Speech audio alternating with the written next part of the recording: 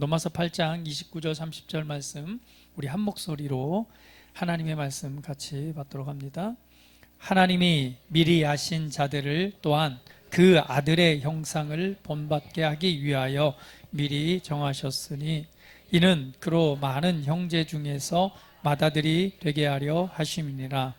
또 미리 정하신 그들을 또한 부르시고 부르신 그들을 또한 의롭다 하시고 의롭다 하신 그들을 또한 영화롭게 하셨느니라. 아멘. 할렐루야. 주님의 이름을 찬양합니다. 오늘은 우리의 형상을 따라 우리와 같이라는 제목으로 하나님의 말씀을 나누겠습니다. 우리의 형상, 하나님의 형상이죠. 네, 우리는 그러한 자로 또 지음을 받았고 부르심을 받았습니다. 아침에 우리 소희가 요즘에 메이크업, 그죠? 이거에 대해서 좀 공부하고 있고 또 입시도 준비하고 있잖아요. 제가 아침에 그랬어요. 야, 소희야, 나도 메이크업에 관심 많다. 그래서 어렸을 때 나도 엄마 거 화장품 훔쳐갖고 눈도 바르고 입술도 바르고 그 옛날에 있잖아요, 파운데이션이 계속 분칠하는 거 그것도 바르고 나 관심 많았어. 그랬더니 소희가 깜짝 놀라면서 정말요? 막 그러는 거예요. 나 관심 많았어. 만약에 그때 이런 이런 공부하는 것도 있고 이런 전문 분야가 있다는 걸 그 시골에서 알았더라면 아마 그거 공부했을 거야. 그렇게 발라보고 하다가 뒤지게 혼나기도 했어. 소희한테 나중에 나도 좀 해줘 그랬더니 알았다고 열심히 공부해서 꼭 해주기로 했어요. 아마 지금 이렇게 그러고 앉아 있으면은 아마 성 정체성의 혼란을 겪느니 하면서 굉장히 놀림도 받고 그러지 않았을까 싶은데요. 그냥 관심이 있었어요. 그렇게 막 바르고 하는 게 이제 시골이지만 또 이렇게 어머니가 교회 갈 때 이제 주일날 되면 항상 어디 나갈 때 외출할 때 화장을 하잖아요. 되게 신기해가지고 그냥 관심 갖고 한번 해본 적도 있고 관심 있었거든요. 그런데 결국은 뭐예요? 하나님께서는 우리 각자를 향한 하나님의 부르심과 하나님의 형상이 있죠. 그래서 하나님께서 우리를 지으신 모양, 최고의 모습, 또 최고의 형상을 따라서 우리를 인도하시고 이끄시는 분임을 우리는 믿어야 할 것입니다. 그런데 오늘 본문 말씀에 이런 말씀이 있습니다. 29절 30절 말씀을 한번 보게 되면 같이 한 번 더 읽어볼까요? 굉장히 중요한 말씀이라서 같이 한번 읽어봅니다. 하나님이 미리 아신 자들을 또한 그 아들의 형상을 본받게 하기 위하여 미리 정하셨으니 이는 그로 많은 형제 중에서 맏아들이 되게 하려 하심이니라. 또 미리 정하신 그들을 또한 부르시고 부르신 그들을 또한 의롭다 하시고 의롭다 하신 그들을 또한 영화롭게 하셨느니라. 아멘. 얼마나 놀라운 말씀인지 모르겠습니다. 하나님께서 미리 아신 자들을 또한 그 아들의 형상을 본받게 하기 위해서 미리 정하셨다. 우리를 향한 하나님의 놀라운 사랑이죠. 하나님께서는 우리를 미리 아셨고 그리고 또한 목적이 있으셨습니다. 뭘 하기 위해서? 아들의 형상을 본받게 하기 위해서 그것을 정하셨고 그것을 위해서 예수님이 뭐가 되게 하셨어요? 예수님은 하나님이시지만 하나님의 아들로서 맏아들이 되게 하셨다라고 선언하고 있습니다. 그것은 오늘 우리에게 임한 우리를 향한 하나님 아버지의 놀라운 계획과 놀라운 뜻이 있다는 것을 보여주고 있습니다. 오늘 창세기 1장 26절 27절에 보게 되면 이런 말씀이 있죠. 같이 한번 읽어볼까요? 창세기 1장 26절 한번 읽어봅니다. 시작. 하나님이 이르시되 우리의 형상을 따라 우리의 모양대로 우리가 사람을 만들고 그들로 바다의 물고기와 하늘의 새와 가축과 온 땅과 땅에 기는 모든 것을 다스리게 하자 하시고 하나님께서 모든 걸 만드셨을 때 하나님께서 이렇게 말씀하십니다. 우리의 형상을 따라 우리의 모양대로 우리가 사람을 만들자. 얼마나 놀라운 말씀인지 몰라요. 우리의 무엇을 따라? 형상을 따라 우리의 모양대로 우리가 사람을 만들고 그 사람을 통해서 바다의 물고기와 하늘의 새와 가축과 온 땅과 땅에 기는 모든 것을 다스리게 하자. 하나님의 빛과 어둠을 나누시고 빛을 창조하시고 그리고 이 창조의 모든 것들을 만드시면서 가장 독특한 창조가 있다면 그것은 사람에 대한 창조입니다. 저와 여러분이죠. 저와 여러분을 어떻게 자신의 형상과 자신의 모습을 따라 만들어 놓고 그 사람에게 뭘 맡기셨어요? 맞아요. 그 창조하신 창조의 세계를 뭐하라? 다스리는 자로 다스리게 하자 라고 하나님을 대표해서 만든 게 바로 누구예요? 우리입니다. 그러니까 우리가 얼마나 존귀하고 얼마나 독특한 존재인가를 우리는 한번 생각해 볼 필요가 있습니다. 창조주 하나님, 이 모든 것을 질서 있게 만드시고 그 만드신 하나님의 형상과 그 모습을 따라서 만들었다. 여기에서 보면 형상이란 것은 히브리어 첼렘이라는 단어고요. 그 다음에 모양이라고 하는 것은 히브리어 데무트라는 단어입니다. 두 단어는 틀린데 굉장히 비슷하지만은 약간의 차이가 있습니다. 그래서 이 단어가 성경에서 곳곳에 사용되어지는데 이거를 뭐 신학적으로 어떤 모양이냐 어떤 거다 이렇게 참 따져보자면 너무 복잡하고요. 가장 중요한 것은 뭐냐면 첼렘이라고 하는 것은 중요한 것은 형상과 모양, 그러니까 하나님의 어떤 본질적인 부분과 그리고 그러한 모습, 그 모습이라고 하면 외형적인 것도 될 수도 있겠지만 또 뭐가 될 수 있어요? 하나님의 성품이라던가 하나님의 어떤 기능적인 측면이 될 수도 있겠죠. 하나님의 형상과 모습이라는 단어 속에는 그분이 가지고 있는 독특함에 대한 모든 것을 포함한 단어들입니다. 그래서 그분의 형상과 그분의 모습을 따라서 만들었다라고 말하는데, 특별히 형상이라고 하는 것은 그 하나님의 본질 그리고 그 대표성을 상징하는 단어이기도 합니다. 그 다음에 모양이라고 하는 것은 어떤 그 하나님이 가지고 있는 기능적 측면으로도 이렇게 말할 수 있어요. 그래서 하나님께서 사람을 만드셨을 때 그분의 형상과 그분의 모양이라고 그랬잖아요. 근데 여기에서 우리가 두 가지를 알 수 있어요. 한 가지는 하나님께서 흙으로 사람을 만드셨고 그 코에 뭘 불어넣었죠? 생기를 불어넣음으로 살아있는 우리 생명, 사람이 되잖아요. 그러면 하나님의 형상, 하나님의 모습이라고 하는 것은 우리의 외형적인, 모습적인 측면도 있고 또 한 측면은 뭐예요? 그분 안에 있는 그분의 영, 그러니까 그분의 생기라고 하는 그분의 영을 사람 가운데 뭐 하셔서 그분 안에 있는 생명을 불어 넣으셔서 살아있는 존재가 되게 하셨기 때문에 다른 모든 것은 뭐 했어요? 성경을 보면 말씀대로 만들었다고, 있으라 하니까 생겨났어요. 그러니까 동물도 식물도 다 어떻게 말씀하시니까 그냥 있으라 하니까는 그냥 생겨나서 만들어졌지만 사람만큼은 그렇지 않았죠. 흙으로 빚으시고 하나님 안에 있는 하나님의 기운을 어디에다? 그 코에. 그래서 코가 커야 돼요. 잘 들어가야 돼서. 그 코에 뭐하고? 후 하고 하나님의 기운과 하나님의 생명을 불어 넣으니까 이 뭐가요? 흙으로 만들어진 이곳에 생명이 들어가게 되고 생명이 들어가면서 어떻게 해요? 살아있는 존재가 되게 한 거예요. 그래서 사람이라고 하는 것은 굉장하게 독특하게 창조되었다라는 것을 알 수 있습니다. 왜? 흙으로 그 모양을 빚었지만은 그 안에 뭘 불어넣으셨어요? 하나님 안에 있는 하나님의 기운. 그걸 우리는 뭐라고? 하나님의 생명이라고 할 수 있죠. 하나님의 생명, 그분 안에 있는 것을 떼어서 우리 안에 불어 넣음으로 우리가 살아있는 존재가 되게 하신 거예요. 그래서 본질적으로 하나님의 특성을 가지고 있기 때문에 뭘 모든 만물을 만들어 놓고 이걸 뭐하게 하자? 다스리는 존재로 세운 거예요. 다스리고 통치하는 그 왕으로서의 위치를 세우셔서 하나님께서 그것을 맡기셨죠. 이것이 뭐예요?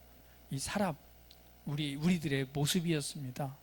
그런데 결국은 하나님의 성품, 하나님의 모습, 어떤 하나님의 가지고 있는 하나님의 독특성인 하나님은 성경은 사랑이라고 말해요. 사랑, 그 안에 있는 모든 선함, 또 거룩함, 이 모든 것을 가지고 만들어진 게 사람이었죠. 그런데 어떤 일이 일어나죠? 네, 사람의 타락으로 인해서 이 하나님의 형상이 훼손되게 됩니다. 로마서 3장 23절은 이렇게 말하죠. 같이 한번 읽어볼까요? 자, 시작. 모든 사람이 죄를 범하였음에 하나님의 영광에 이르지 못하더니 라고 로마서에서는 결론적으로 말합니다. 이러한 존귀한 자로 하나님의 형상과 모습을 따라 하나님을 대치하는 대리자로서 또 통치자로서 세움을 받았던 사람이 하나님과의 이 약속, 선악을 알게 하는 나무를 먹지 말라라고 한 그 약속을 범함으로 어떤 일이 일어나요? 하나님의 형상, 하나님께서 주신 그 형상으로서의 권위가 상실되게 됩니다. 그래서 거기에서 한마디로 뭐라고 말하죠? 우리가 보면은 더럽혀졌다라고 말할 수 있겠죠. 하나님께서 최초에 만드셨던 그 모습, 하나님께서 주셨던 그분의 선함과 그분의 것이 뭘로요? 죄로 인해서 훼손되어진 사건이 바로 에덴 동산에서 있었던 사건입니다. 그래서 하나님께서는 분명히 약속하셨잖아요. 동산 중앙에 있는 나무의 실과는 절대 먹지 말라. 먹는 날에는 반드시 죽을 것이다. 그래서 거기에는 반드시 꼭 죽는다고 이렇게 선포를 하신 거예요. 반드시 죽을 것이다 라고 말씀을 하신 거예요. 그러나 사람이 그것을 먹음을 통해서 뭐예요? 하나님의 형상이 훼손되기를 시작합니다. 훼손되기 시작하는데 그걸 성경 말씀대로 반드시 죽으리라 라고 했기 때문에 거기는 뭐가 역사하는 거예요? 사망이 역사하기 시작하는 거죠. 그래서 죽음에는 세 가지 죽음이 있다고 그랬잖아요. 여러분 잘 아시다시피 첫 번째 죽음은 뭐예요? 그렇죠. 우리가 영적 죽음이라고 말하죠. 하나님과의 단절을 의미합니다. 그래서 단절이 그 죄로 인해서 훼손됨으로 말미암아 하나님의 영광에 갈 수 있어요, 없어요? 로마서 3장 23절처럼 하나님의 영광에 이르지 못한다라고 선언이 되어지는 것, 그걸 영적 죽음이라고 말합니다. 하나님과의 단절. 그러니까 인간이 가지고 있던 거룩함, 그죠? 인간이 하나님의 본성을 가지고 있는 거룩함, 하나님의 본성에서 주신 하나님의 의로움, 그리고 하나님의 생명의 그 존귀함 안에 있어야 되는데 이게 뭐였어요? 죄로 인해 깨트려진 거예요. 그걸 거룩함의 훼손, 의의 훼손이라고 말합니다. 그래서 성경은 말하기를 세상에 뭐가 들어오고 한 사람으로 말미암아 뭐가 들어오고 죄가 들어오고 그 죄로 말미암아 결과가 뭐예요? 사망이 들어왔다라고 선포하는 거예요. 그래서 하나님께서 하나님 안에 있는 것을 우리에게 주셨는데 그게 하나님의 생명과 하나님의 거룩함, 그게 뭐예요? 하나님의 의죠. 하나님의 의로움이라고 하나님의 거룩함을 주셨는데 이게 뭐함으로? 하나님과의 약속을 깨뜨림으로 그걸 죄라고 말하면 죄가 들어옴으로 이 모든 게 훼손되어지는 거예요. 훼손되어지면서 우리가 하나님의 영광에 이를 수 있어요, 없어요? 없게 되는 걸 선언하는 겁니다. 이거를 영적 죽음이라고 말해요. 하나님께서 반드시 죽을 것이라고 그랬지만 그 순간 먹는 순간 죽어야 되는데 그렇지 않았죠. 사단은 그걸 너무나 잘 알기 때문에 네가 선악을 알게 하는 나무를 먹어봐라. 그러면 너의 눈이 밝아져서 뭐처럼 될 것이다? 하나님처럼 될 것이다. 하나님과 똑같아질 것이다 라고 미혹을 하잖아요. 그래서 그것을 이제 그런 차원에서 바라보니 뭐하고? 야, 탐스럽게 보이고 또 먹으면 그렇게 될 것 같기도 하고 그러니까 어때요? 그것을 따먹게 되죠. 그런데 그것으로 인한 결과는 뭐였어요? 죽음이었죠. 그 첫 번째가 바로 영적인 죽음, 하나님과의 단절, 바로 하나님의 거룩함과 하나님이 주신 의에 대한 본성의 훼손입니다. 그것을 통해서 뭐가 들어와요? 사망이, 죽음이 들어오는 거예요.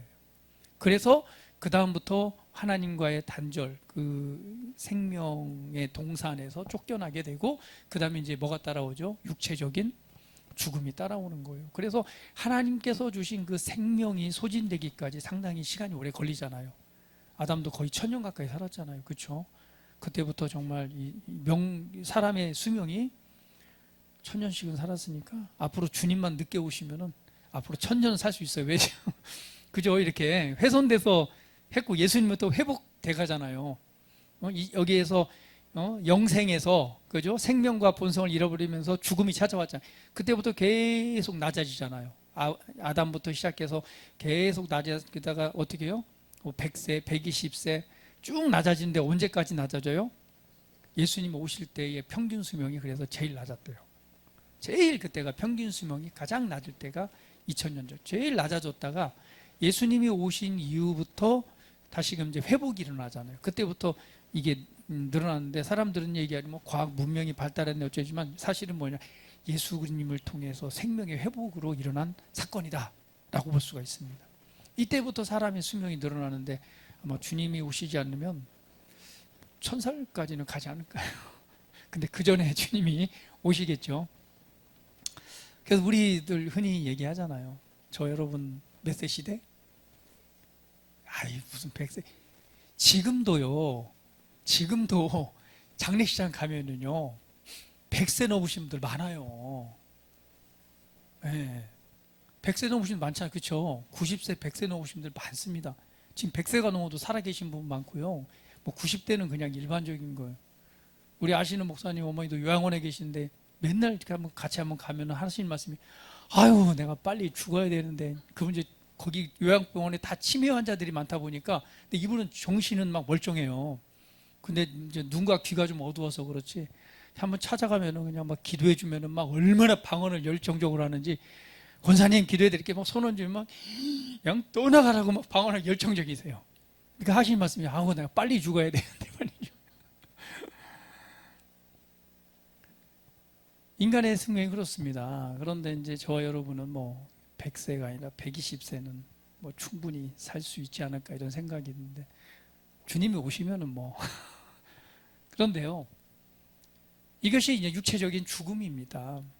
그런데 하나님께서 말하는 반드시 죽으리라고 했던 것은 육체적인 죽음이 아니라 이 몸이 죽게 되면 이 안에 살고 있는 누가 있죠? 속사람이 있죠. 우리는 그걸 영이라고 말하고 또 영혼이라고 말합니다. 이 속사람이 사망이라고 하는 것은 영원한 심판. 그렇죠? 영원한 심판. 그러니까 영원하긴 영원한데요. 심판의 자리에 있는 것을 우리가 죽음, 사망이라고 말합니다. 그래서 사단이 뭐예요? 사망을 가지고 왕노릇한다고 그랬잖아요. 이 사망은 단순한 죽음이 아니라 영원한 심판을 의미합니다. 영원한 고통, 영원한 심판. 그래서 성경에서는 보면은 보이지 않는 세계 속에 천국과 지옥에 대한 개념을 선포하고 말하고 있잖아요. 영원한 심판을 의미합니다. 이것이 영원한 죽음입니다. 사람의 형상, 하나님의 형상이 훼손되기 시작하니까 그 말씀대로 어떤 일이 일어나요? 그렇죠. 영원한 심판, 영원한 죽음이라고 하는 그 결과에 이르게 되는 것을 보여줍니다. 이것이 바로 인간의 타락, 하나님의 형상에 대한 훼손이죠. 그래서 우리가 하나님의 이 모습 자체, 하나님 만드신 이 인간의 사람의 모습은 훼손되지 않았지만 이 모습은 그대로지만 뭐가 훼손돼요? 하나님께서 그분의 것을 주니 그분의 본성적인 측면과 그분이 가지고 있는 이 독특성에 대한 부분들이 다 훼손되고 깨어져 버리는 거예요. 그래서 사람들이 사실은 이 시대를 뭐라고 말해요? 이 정체성의 상실의 시대라고 말하잖아요. 그러니까 내가 누구인지 몰라요. 실제는. 그렇기 때문에 많은 사람들이 어디에다 갈망을 둡니까? 세상에서 눈에 보이는 곳에서 자신의 정체성을 증명하려고 하는 거예요. 그래서 뭐 하려고 해요? 돈도 열심히 벌고 사실은 여러분 세상 평생 살아가는 동안 편하게 살려면 돈 얼마만 있으면 편하게 산가요? 우리 어렸을 때는 그냥 1억만 있으면은 주택복권이 그때 1억이었나요? 그때도 얘기했어요. 주택복권 1억만 있으면 평생 지금 1억 가지고 평생 어디 가서 집도 한 채 못 사죠. 그런데 사실 우리가 먹고 살고 살아가는 데 있어서의 그렇게 돈은 많이 필요하진 않습니다. 잘 먹고 잘 사는 데는요. 그런데 사람들은 돈을 많이 벌고 때로는 막 성공하려고 하고 거기에서 막 최선을 다해서 합니다. 그리고 어떤 높은 지위에 올라가려고 하고, 이거 사실은 뭐예요? 자기 자신을 입증하고자 원하는 그 욕구잖아요. 그러니까 사실은 무엇에서 자기 정체성에 대한 상실이 일어나므로 사람 안에는 갈망이 있는 거예요. 갈망이 있어요. 갈급함이 있어요.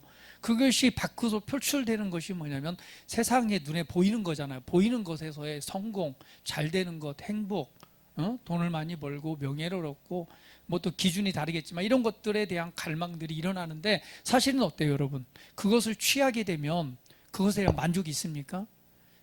제가 보니까 여기에 그걸 취해본 사람이 한 사람도 없어서 아직은 모르겠는데요. 경험을 해봐야, 돈벼락이나 좀 말아봐야 해야지.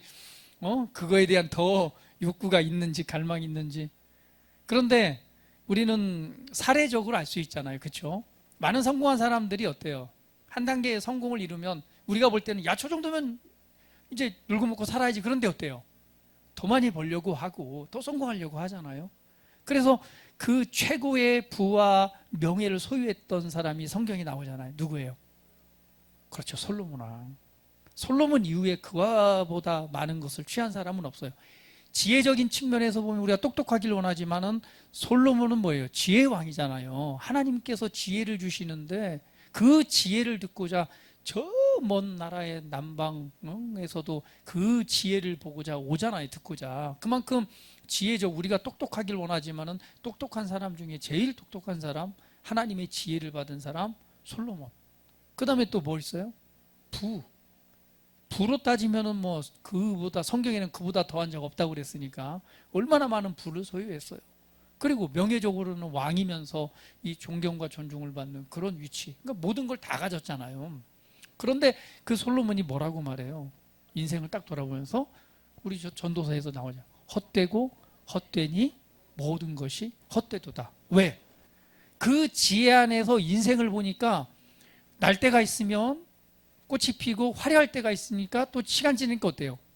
다 지고 소멸되더라는 거예요. 이것을 봐도 그렇고 사람을 봐도 그렇고 동물을 봐도 그렇고 식물을 봐도, 만물의 이치를 다 보니까 처음에는 작게 태어나지만 이게 자라다 보니까 꽃이 피고 화려한 그 빛나는 날이 있는가 싶더니 어느 순간 보니까 그때부터 뭐예요? 지기 시작하는데 나중에 나 소멸되고 없어지더라. 그래서 그 지혜 안에서 보니까 우리가 눈에 보이는 이 모든 것들은 헛되고 헛되니 모든 것이 헛되다. 그러면서 청년들이여, 이 젊음의 때에 너희에게도 어떤 날이 온다? 곤고한 날이 온다는 거예요. 곤고한 날. 질 때가 온다는 거예요. 지고 나서 아무것도 없음을 느낄 때가 온다는 거예요. 그 곤고함, 뭔가 취하기 위해서 자기 자신을 증명하기 위해서 노력하고 애쓰고 막 그때는 뭔가 화려하게 꽃핀 것 같고 성공한 것 같지만 언제가 온다는 거예요? 그 시간이 지나고 나면은 공고한 날이 온다는 거예요. 그 공고함이 이르기 전에 너의 창조주를 기억하라. 그때가 이르기, 누구나 그때가 이르는데 그때가 이르기 전에 너의 창조주를 기억하라. 누구에게? 우리 젊은이들에게 말하는 거예요. 제가 보니까 저와 여러분은 다 청년들입니다. 우리 옆 사람 보시면서 청년이여 창조주를 기억하십시오. 한번 해보세요. 왜요? 자, 저 보면서 청년이여, 옆 사람 보시면서 청년이여 창조주 하나님을 기억하십시오. 왜 좀 부끄러우세요? 내 지금 이 머리가 이렇게 희고 내 몸이 그런 말을 듣지 않는 것 같은데 청년이라니요? 천년이 하루 같은 하나님 앞에서 보면 우리는 청년입니다. 그렇죠? 청년이요. 그렇습니다. 솔로몬은 그러한 인생을 살아보고 나서 우리에게 권면하는 거예요. 근데 우리가 그렇게 성공하고 뭐 그런 걸 모든 걸 다 소유하고 누린 다음에 깨달은 것이 아니라 우리가 그 지혜를 통해서 알게 되는 거죠. 그러면 많은 사람들은 어때요? 하나님을 알지 못하면요, 다른 곳에서 자기의 정체성을 인정하고 입증하고 발견하려고 합니다. 그러나 우리 그리스도인들은 달라야겠죠. 어디 안에서? 창조주 하나님을 기억하라. 나를 만드신 분, 그러면 하나님께서 나를 만드신 목적, 나를 향한 계획, 나를 향한 뜻, 하나님의 목적과 그 뜻들을 우리가 발견하고 안다면 우리가 다른 곳에서 그것을 발견하려고 애쓰는 것이 아니라 하나님 안에서 그것을 붙잡는 믿음의 삶이 될 수 있겠죠. 우리가 이렇게 하나님의 형상을 잃어버린 존재가 되었고, 그것은 결국 우리 자신이 누구인지, 무엇을 위해 어떻게 살아야 되는지, 내가 누구인지 모르는 정체성의 상실의 시대를 살아가게 됩니다. 그래서 눈에 보이는 성공이나 돈이나 지식이나 아니면 사람들로 받는 어떤 인정이나 자기의 존재 이유를 찾으려고 하는데, 성경은 우리에게 분명히 말합니다. 너는 하나님의 형상으로 지어진 존재이다. 다시 한번 우리 옆 사람 보시면서, 당신은 하나님의 형상대로 지음받은 존재입니다. 할렐루야. 이것이 우리에게 임한 하나님의 은혜입니다. 이것을 위해서 누가요? 하나님께서 독생하신 아들 예수 그리스도를 이 땅에 보내신 거예요. 오늘의 본문 말씀이 이걸 정확하게 설명합니다. 하나님께서 미리 하신 자들을 또한 뭐 하기 위해서? 그 아들의 형상을 본받게 하기 위해서 미리 정하셨고, 이는 그로 많은 형제 중에서 맏아들이 되게 하리. 그러니까 하나님의 아들의 형상, 결국 누구예요? 예수님은요, 보이지 않는 하나님의 형상이십니다. 할렐루야. 그러니까 보이지 않는 하나님이 우리가 눈으로 볼 수 있는 존재로 나타나신 분이 누구예요? 바로 예수 그리스도이십니다. 그래서 예수님은 탄생은 뭘로? 말씀으로, 또한 성령으로 잉태되었잖아요. 그래서 성경은 선포하기를 말씀이 육신이 되어 우리 땅에 오신 분이라고 말합니다. 그런데 그 말씀은 태초에 말씀이 계셨고, 그 말씀은 하나님과 함께 계셨으니 이 말씀은 곧 하나님이시니라. 그 말씀이 성령으로 잉태되어서 우리 가운데 오셨는데 그분이 곧 예수 그리스도다라고 선포하고 있습니다. 그분은 누구예요? 보이지 않는 하나님의 형상이십니다. 근데 그 아들의 형상을 본받게 하기 위해서 하나님께서 뭐 했다고요? 미리 아시고 미리 정하셨대요. 그러니까 하나님의 뜻은 뭐냐면요, 사람을 만드셨고 이 훼손된 하나님의 아들의 형상을 하나님의 형상을 회복하기 위한 하나님의 놀라운 계획과 뜻이 있었다는 것을 우리는 이해해야 됩니다. 그 성경 전체는 뭘 말하고 있어요? 인간의 창조와 함께 훼손된 사람, 하나님의 모습, 하나님의 형상으로 만든 하나님의 형상에 대한 회복의 사건들입니다. 그것을 위해서 예수님께서 이 땅에 오셨고, 곧 말하기를 아들의 형상을 본받게 하기 위해서 바로 그 보이지 않는 하나님의 형상이신 바로 예수님을 이 땅에 보내셨다라고 말을 하는 거예요. 할렐루야. 할렐루야. 골로새서 1장 15절 한번 읽어볼까요? 같이 읽어봅니다. 시작. 이보라, 아니 그는 시작. 그는 보이지 아니하는 하나님의 형상이시요 모든 피조물보다 먼저 나신 이시니 라고 말합니다. 여기서 보이지 않느냐는 하나님의 형상이라고 선포하는 거예요. 예수님은 뭐라고요? 하나님의 형상, 보이지 않는, 우리가 눈으로 볼 수 있는 하나님의 형상으로서 나타나신 분이다 라고 말씀하고 있습니다. 그럼 예수님께서 이 땅에 오신 것은 무엇을 위해서? 네, 맞아요. 저와 여러분 안에 무엇을? 하나님의 형상을 회복하기 위해서 이 땅에 오신 거예요. 그것을 위해서 반드시 해결해야 될 문제가 뭐였죠? 그렇죠. 죄의 문제였죠. 왜? 죄로 인해서 시작됐으니까. 그것으로 인해서 하나님의 형상이 훼손되기 시작하잖아요. 죄로 인해서 의가 훼손되고 거룩함이 훼손되고 하나님의 본질, 생명이 훼손되기 시작했잖아요. 그래서 예수님이 이 땅에 오셔서 하셔야 될 일은 잃어버린, 훼손된 하나님의 생명에 대한 회복, 두 번째, 잃어버린 거룩함, 의에 대한 회복. 할렐루야. 그것을 위해서 이 땅에 오셔서 하셔야 될 일은 뭐예요? 그 근본이 됐던 죄의 문제를 다뤄야 됐던 거예요. 그래서 성경 곳곳에 계속 나와 있는 문제가 뭐예요? 예수님을 예표하는 제사, 이 모든 것이 무엇을 말하고 있어요? 희생 제물로서의 예수 그리스도를 보여주고 있잖아요.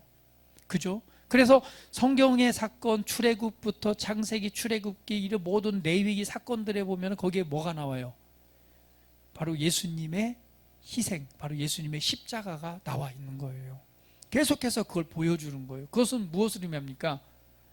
속죄, 바로 죄에 대한 대속의 사건들을 보여주고 계신 것이고, 그리고 예수님께서 이 땅에 오셨을 때에 나는 많은 사람들을 섬김을 받으려 온 것이 아니라 나는 많은 사람들을 살리기 위해서, 많은 사람들에게 생명을 주기 위해서 나의 목숨을 주기 위해서 왔다라고 선포하시는 거예요. 그래서 6월절에 어린 양, 희생양이 되었다라고 선포하시잖아요. 그 예수님께서는 그 문제를 해결하기 위해 오셨고, 그래서 죄로, 그분은 죄가 없으신 분이지만 죄가 되셨습니다. 왜? 죄가 되셔야지만이 뭐예요? 하나님께서 사람의 이 형상이 회복되어진 사건에 그것으로 인해서 하나님의 죄로 인해서 심판, 죽음, 저주가 임하잖아요. 그 저주에 대한 값을 어때요? 해결해야 되잖아요.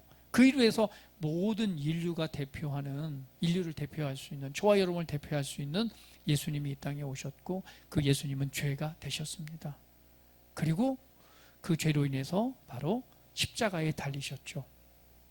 그래서 십자가에 달린 거를 뭐라고 말합니까? 저주받은 자라고 말하는 거예요. 십자가는 뭐예요? 저주의 상징입니다.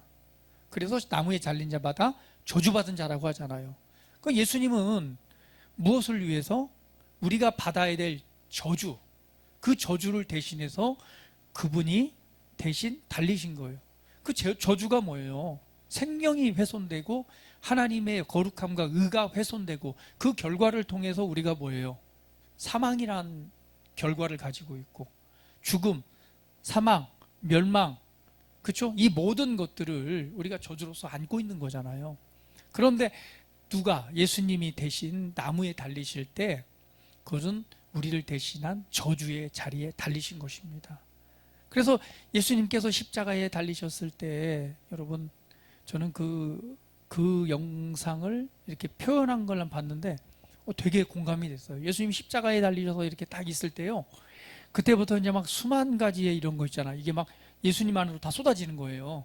이렇게 뭐 하나씩 이렇게 영상으로 보는데, 근데 그것을 보면서 다시 한번 좀 실감을 하게 되는 게, 결국은 뭐예요? 예수님께서 거기에 달리셨을 때 우리 각자에게 임한 다 저주가 있잖아요.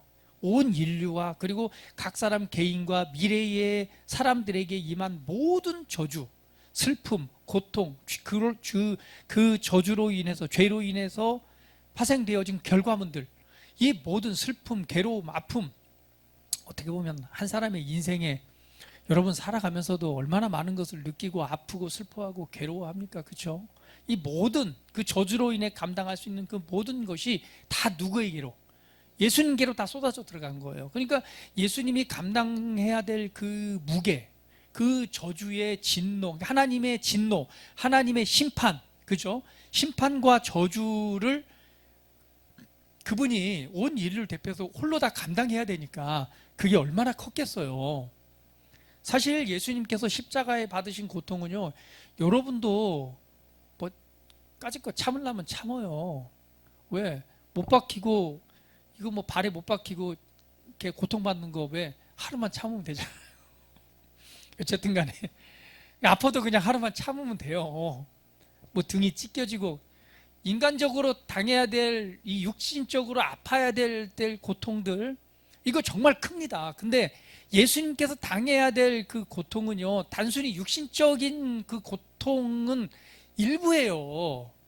진짜 감당하지 못할 것은 뭐냐면요, 하나님으로부터 버림받는 저주입니다. 저주, 심판. 그러니까 하나님의 모든 진노, 하나님의 저주, 하나님의 그 죽음, 심판이라고 하는 그 모든 것을 예수님은 그 육신이 아니라 그 영 안에서 그 모든 것을 다 감당하셔야 했던 거예요. 그러니까 그게 정말 예수님 말씀처럼 할 수만 있거든. 이 잔을 내게서 옮기시옵소서. 이 말은 무슨 말이에요? 다른 방법 없냐 이거예요. 하나님 아버지 다른 방법 없어요? 이거 꼭 이렇게 해야 됩니까? 이 방법 외에는 없습니까? 이 말이에요. 할 수만 있으면 하나님 이 방법 말고 다른 방법 없어요? 그러니까 우리가 감정적으로나 영적으로나 느껴야 될 그 모든 것에 대한 그 압박과 이 저주와 이 모든 것을 예수님 거기서 다 감당하시는 거예요. 그게 바로 십자가의 저주입니다. 그 육체적인 고통은 말할 것도 없고 마음과 영적인 그 모든 것들을 다 감내하시는데 그분이 거기에서 그 모든 것을 감당하실 때 다 이루었다라고 말하잖아요. 이제 다 이루었다. 그리고 아버지에게 내 영혼을 의탁하나이다 라고 하시면서 죽으시고 그리고 어디에까지요? 음부, 심판이라고 하는 음부, 지옥에까지 내려가시는 거예요. 그리고 거기에서 다시금 살리심을 입게 되죠. 자, 이것은 무엇을 위해서 저와 여러분의 안에 있는 이만 하나님의 형상을 회복하기 위한 하나님의 계획이었고 하나님의 뜻이었음을 그리고 하나님의 사랑이었음을 보여주고 있습니다. 그래서 예수님께서는요 잃어버린 우리의 형상을 회복하기 위해서 이렇게 오셨는데 본문 말씀에 하나님께서 미리 하셨고 미리 정하셨고 그 아들의 형상을 본받기 위해서 이 아들을 우리 가운데 보내신 것입니다. 그래서 예수님의 희생과 사랑이 위대한 것입니다. 저와 여러분이 어떤 노력을 해서 애쓰고 수고해서 얻을 수 있는 게 아니죠. 돈으로도 못 가요. 착한 일에도 못 가요. 이것으로 얻을 수 있는 게 아니죠. 오직 무엇으로? 하나님의 전적인 사랑과 그분의 희생과 그분의 은혜를 통해서 값없는 선물로 거저 받은 것입니다. 그래서 그게 뭐예요? 기쁜 소식인 것이고 그것이 위대한 것입니다. 많은 종교들은 우리의 노력과 우리의 수고와 우리의 애씀과 아니면 예쁘게 보임을 통해서 그것을 얻을 수 있다라고 가르치고 그래서 사람을 종속하잖아요. 그래 안 그래요? 요즘에 뜨고 있는 게 있잖아요. 하늘궁이라고. 지난번에 중고등부 수련회 갔을 때 거기 위에가 바로 하늘궁이더라고요. 이제 허경영이 드디어 이제 신이 돼 버렸어요. 아이고, 근데 돈 정말 잘 벌더라고요. 거기는 땅 다 사더라고요. 우유 하나 따라가지고 그냥 이 축복에 뭐 우유 먹으면 낫는다고 다 썩어 빠졌는데도 그걸 또 먹고 있고 배탈 나고 그러고도 낫는다고 그러고 아니 김일성보다 더해요. 사진 하나 걸어놓고 그거 보면은 내 눈을 바라봐 내 눈을 바라보면 행복해져. 근데 다 그런 종교들은 뭘 말하고 있어요? 값없는 은혜가 아니라 네가 이걸 사야 돼. 네가 이 돈을 들여서 이걸 사야 돼. 그리고 네가 이거 3번 절해야 돼. 그리고 네가 이렇게 헌신해야 돼. 그래야지만이 네가 뭐 할 수 있어? 네가 살고 네 가족이 살 수 있는 거야. 신천지에서 빠져나와 청년들이 빠져나오지 못하는 이유가 뭐 때문에 그래요? 네 한 몸 희생해야지 네 부모와 네 가족들이 형통할 수 있어. 여러분 같으면 빠져나오겠어요? 아니죠. 이 한 몸 희생해서 그래도 우리 가족이 복을 받으려면 내가 헌신해. 이거 하나님께서 원하시는 게 아니에요. 하나님 그렇게 하시지 않으셨습니다. 우리가 뭐 했을 때? 죄인 되었을 때에 그때에 그분이 우리를 사랑하셔서 우리를 회복하시고 구원하시고자 그분께서 저주를 대신 받으신 거예요. 그래서 은혜는 값없는 선물입니다. 선물은 어떻게 받아요? 그 은혜를 알고 기쁨과 감사함으로 받는 거예요. 제가 이 은혜를 알고 나서 참 얼마나 기뻤던지 참 그때가 제일 행복했던 것 같아요. 아니에요. 그렇지 않습니다. 지금이 더 행복합니다. 왜? 그 은혜가 더해지면 더해질수록 더 행복하죠. 그렇죠? 근데 참 그 은혜를 처음 깨달았을 때의 은혜는 너무나 기쁘고 여러분도 다 그럴 거예요. 그 은혜가 무엇인가 알았을 때가 가장 행복하죠. 아, 내 노력, 내 열심, 내 수고, 내 애씀이 아니라 정말 내가 죄인 되었을 때에 그분이 그렇게 하셔서 이 모든 것을 회복해 놓으셨구나. 그 은혜를 알고 그 은혜를 뭐하니까 믿음으로 말미암아 값없는 선물로 이 은혜의 자리에 이른 것. 이것이 하나님의 전적인 은혜인 거죠. 근데 이것을 우리의 아들의 형상, 하나님의 형상을 회복하기 위해서 하나님께서 미리 정하셨고 미리 작정하시고 그 일들을 행하셨다라고 말씀하고 있습니다. 그래서 예수님의 그 희생을 통해서 이루어진 게 뭐냐면요, 그 하나님의 목적은 훼손되어진 하나님의 형상, 하나님의 모습을 회복하기 위해서 이 놀라운 일들을 이 인류 역사 가운데 행하신 것입니다. 그 일을 통해서 저와 여러분이 바로 그 은혜의 자리에 서게 되는 것입니다. 옆 사람 보시면서 당신은 위대합니다. 할렐루야. 그렇습니다. 그 은혜를 통해서 회복하셨는데, 그래서 성경을 말하고 우리가 그리스도 안에 있으면 새로운 피조물이라. 이전 것은 지나갔으니 보라 새 것이 되었도다. 이제 너희는 저주 아래 있는 자가 아니라는 거예요. 이제 하나님의 형상으로 회복되어진 하나님의 존귀한 아들이다라고 선포하고 있는 것입니다. 그렇기 때문에 이전 것은 지나갔으니 새 것이 되었도다. 그래서 여러분, 이전 것에 사로잡히면 돼요, 안 돼요? 과거에 사로잡히면 돼요, 안 돼요?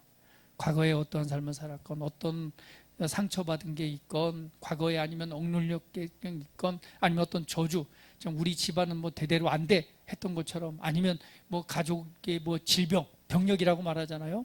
질병이 위암으로 죽으면 다 위암으로, 이런 것과 이제 뭐 했다? 끊어졌다.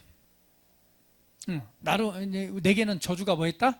끊어졌다라고 선포를 해야 돼. 왜? 하나님이 그렇게 하셨으니까. 그래서 성경 말합니다. 이전 것은 지나갔으니 보라 새 것이 되었도다. 다 우리 합니다. 나는 새 것이 되었습니다. 이전 것은 지나갔습니다. 저주도 지나갔습니다. 나에게는 하나님의 형상이 회복되었습니다. 이것이 내게 임한 값없는 선물로 임한 은혜입니다. 그러니까 여러분의 무의식 중에요, 우리는 가족력이 이랬기 때문에, 우리 집안은 조상에 이렇게, 이런 거에 사로잡혀 있다면 그대로 될 거예요. 그래서 우리가 이 생각을 잘 붙잡아야 되는 거예요. 무엇으로?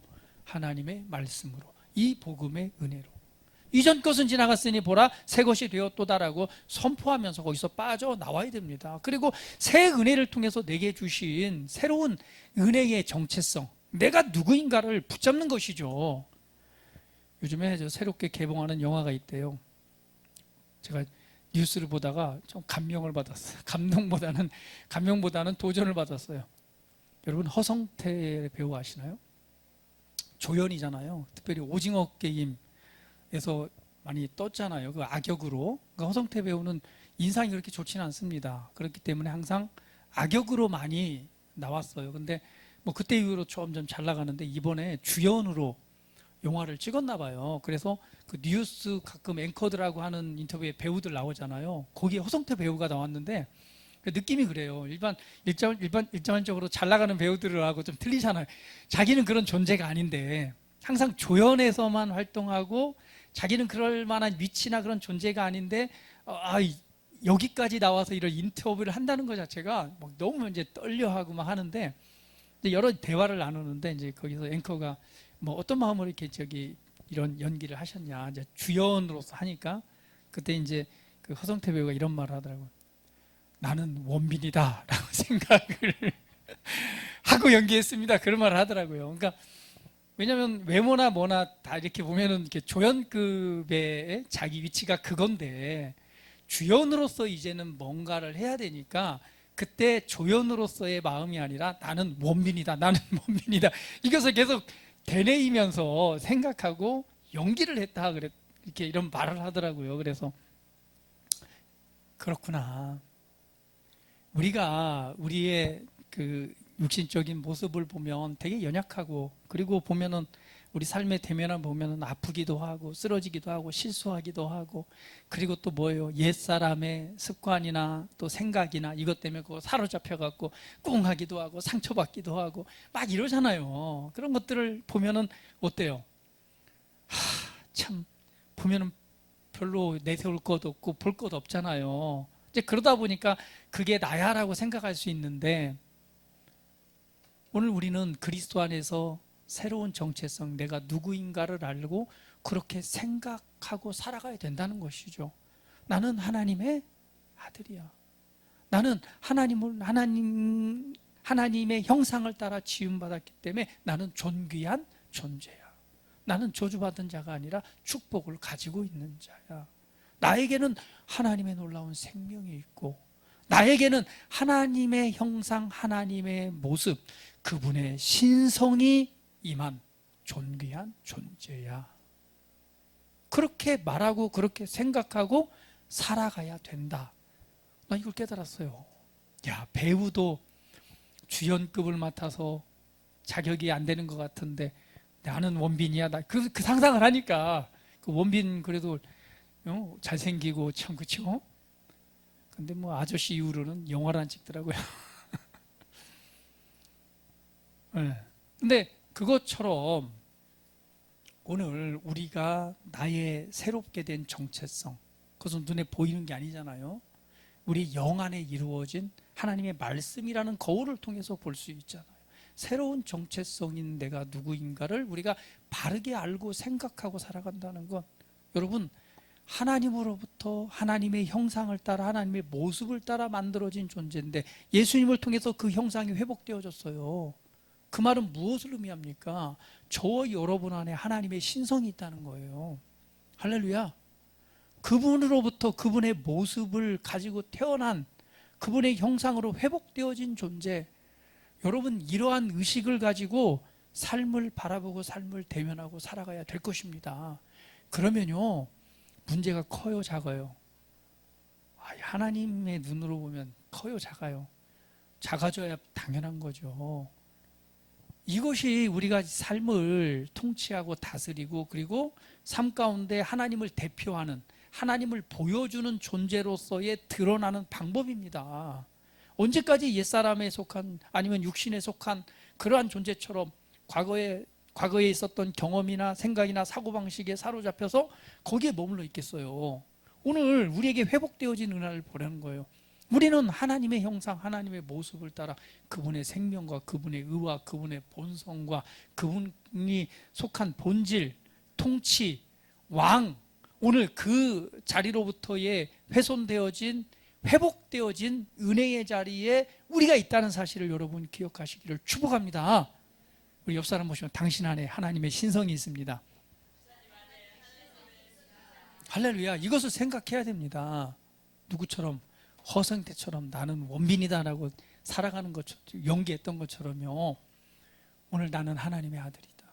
나는 아들의 형상, 예수님의 형상을 본받기 위해서 하나님이 작정하시고 부르시고 그 은혜를 내게 주셨다. 그래서 우리는 어떤 의식이 돼야 돼요? 사실은 나는 이 땅에 보내심을 받은 예수다. 할렐루야. 예, 왜? 그 형상을 본받기 위해서 회복하셨고 우리 이 땅에 보내셨기 때문에. 그래서 그걸 그리스도의 의식이라고 말하는 거예요. 그리스도의 의식을 갖고 살아가야 됩니다. 그리스도의 의식을 갖고 살아가는 것이 세상 가운데 승리하는 비결인데요. 오늘 그것을 통해서 오늘 로마서 5장 17절 말씀 같이 한번 읽어보도록 합니다. 자, 읽어볼게요. 시작. 한 사람의 범죄로 말미암아 사망이 그 한 사람을 통하여 왕노릇하였은즉 더욱 은혜와 의의 선물을 넘치게 받는 자들은 한 분 예수 그리스도를 통하여 생명 안에서 왕노릇하리로다. 할렐루야. 여러분의 가정, 직장 그리고 사회에서 하나님을 대신하여 오늘 이 통치권을 가지고 있는, 하나님으로부터 신성을 부여받아서 그분의 것으로 창조되어 형상이 회복되어진 자로서의 의식과 믿음을 가지고 여러분 삶에서 선한 영향력을 나타내시는 삶이 되기를 예수님의 이름으로 축복합니다. 우리는 그런 존재로 지음받았고 그 은혜가 저와 여러분 안에 있습니다. 함께 기도하겠습니다. 우리 함께 기도할 때 받은 말씀을 참고하시면서, 그렇습니다. 오늘 예수님의 안에서 우리가 회복되었습니다. 이제는 회복되어진 내가 회복하는 삶을 살아야 합니다. 오늘 말씀을 따라서 우리가 주님 우리 안에 주신 하나님의 은혜를 따라서 그러한 삶을 또 그렇게 생각하고 살아가는 자가 되겠습니다. 우리 한번 선포하면서 기도드리겠습니다. 다 같이 기도합니다. 살아계신 아버지 하나님 감사합니다. 하나님께서 우리의 형상을 따라 우리와 같이 되게 하시기 위해서 오늘 이 땅에 예수님을 보내셨습니다. 예수님께서는 아버지 앞에 고백합니다. 아버지와 내가 하나인 것처럼 저들도 우리와 같이 하나가 되게 하시고, 오늘 그 일을 위해서 예수님께서는 십자가의 저주와 고난과 심판을 받으셨습니다. 또 그 이후에 있을 그것을 바라봄으로 그 고통 중에도 부끄러움을 개의치 않으셨고, 그 중에서도 그것을 바라봄으로 기뻐하셨습니다. 오늘 그 은혜를 통해서 오늘 우리 모두가 그리스도 예수 안에서 새로운 피조물로 창조되었고 하나님의 놀라운 형상이 회복되었습니다. 이제 우리가 이 땅에서 어떻게 생각하고 어떠한 정체성을 가지고 살아야 될지 다시금 말씀에 비추어서 오늘 그 말씀을 붙잡습니다.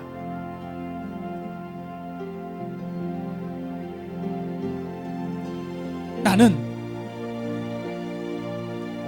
하나님의 형상을 담고 있는 존귀한 존재임을 다시 한번 선포합니다.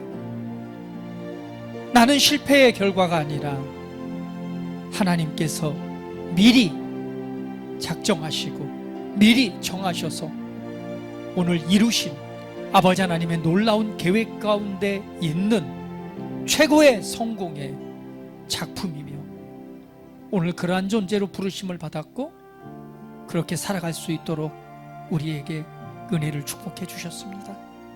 내가 이제 이 땅의 삶에서 오늘 그리스도 안에서 이 영상을 회복하는 삶을 믿음으로 살아가기를 원합니다. 오늘 그리스도의 의식을 갖고 살아가기를 원합니다.